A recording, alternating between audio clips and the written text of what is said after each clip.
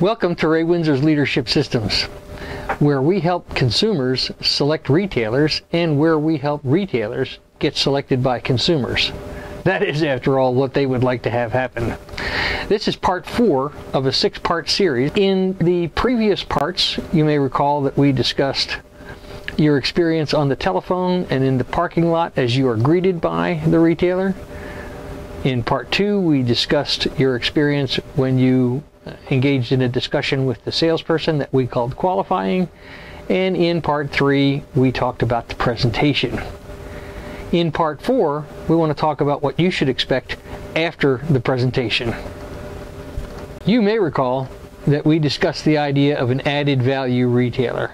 I prefer the phrase sigh of relief retailer. This indicates that this retailer understands the idea of customer service and wants you to be satisfied with your experience in his store. What should happen after the presentation is the salesperson should confirm with you that what you and he talked about during that presentation met your expectations, that your questions were answered, that your observations were acknowledged. The goal here is for the salesman to determine if he has paid attention to all of your wants and needs during his presentation. Should go something like, from the salesman to you, does that sound like it's going to work for you? Or did what we talked about meet your expectations?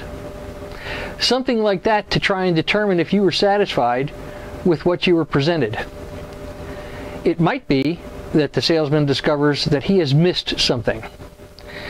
In other words, in our discussion last week, we talked about brown bolt to satisfy the need, and the consumer said, well, gee whiz, that brown bolt's going to stick out like a sore thumb on my yellow fence.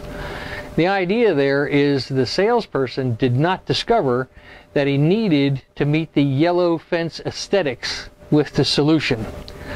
So, of course, what the salesman's job is now to come up with a presentation that satisfies the yellow fence aesthetics needs of you, the consumer. The goal here is to make sure that he has not wasted your time in the presentation. If he goes through this process with you, then you can pretty well be assured that this retailer is a sigh of relief retailer, and he is focused on providing the consumer with a best-in-class experience.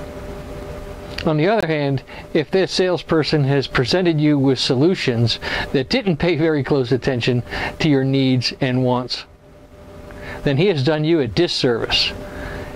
And if he doesn't try and find out that he made this mistake and then pushes forward trying to get you to buy it anyway, that's what we call a pushy salesman, and everybody hates a pushy salesman.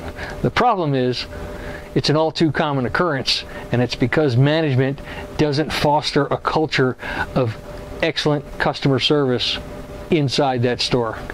Management has not enough sense to have trained the salesman not to waste your time. You should indeed be suspect of almost everything that retailer claims.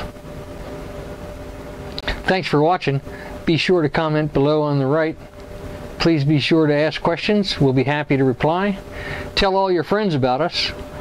And look forward to next Tuesday, what to look forward to after you've indicated that you are satisfied with the presentation.